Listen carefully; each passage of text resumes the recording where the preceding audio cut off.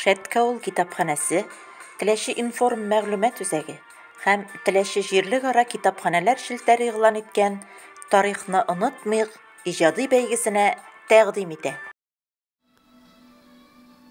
Сугыш ветераннары бергә җыелып фотога төштеләр.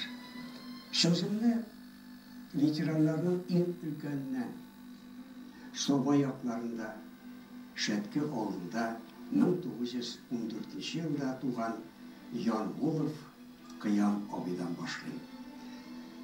Беренче тапкыр 1936 елда хәрби хезмәткә алынганчы, ул Кызыл Армеец газетасында әдәби хезмәткәр, мәдәният бүлеге, аннан соң җаваплы секретарь булып эшли. Хәрби хезмәттән соң да ул әле шушы газетта эшләвен дәвам иттерә. Ә инде 1938-1941 елда республикасының комсомол газеталарында да хезмәт итә.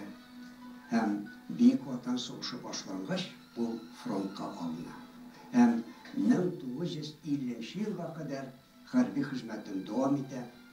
Контрразведка органнарында өлкән лейтенант дәрәҗәсендә хезмәт итә.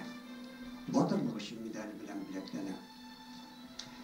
1950-1959 елларда Татарстан радиосында мөхәррир, ә инде 1959 елда Казанда телевидение студиясы оешкач, ул өлкән редактор булып студияга күчә. Озак еллар авыл хуҗалыгы редакциясенә җитәкчелек итте. Республикасының төрле районнарына барып, колхозларда, совхозларда булып, тиешле тема буенча тапшырулар оештырды. Шул вакытларда шау-гөр килеп барган районнар эстафетасын оештыруда аның хезмәте зур булды.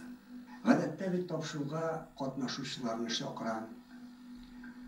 Алар чын җир кешеләре. Менә дигән итеп үз эшләрен башкаралар.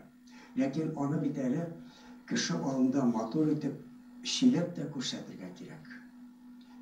Бу яктан Кыям абыйның осталыгы гаҗәеп иде.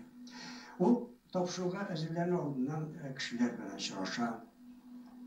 Тапшыруның максаты, нәрсә турында сөйләргә тиешлеген уч төбендә кебек барыбызга аңлатып бирә иде.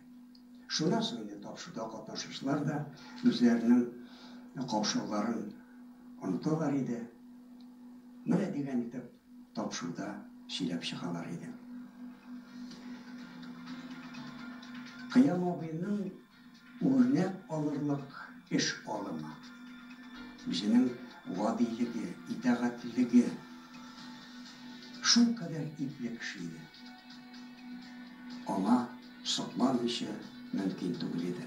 Шуңа күрә дә Кыям абый турында һәр вакыт мин олы хөрмәт белән искә алам.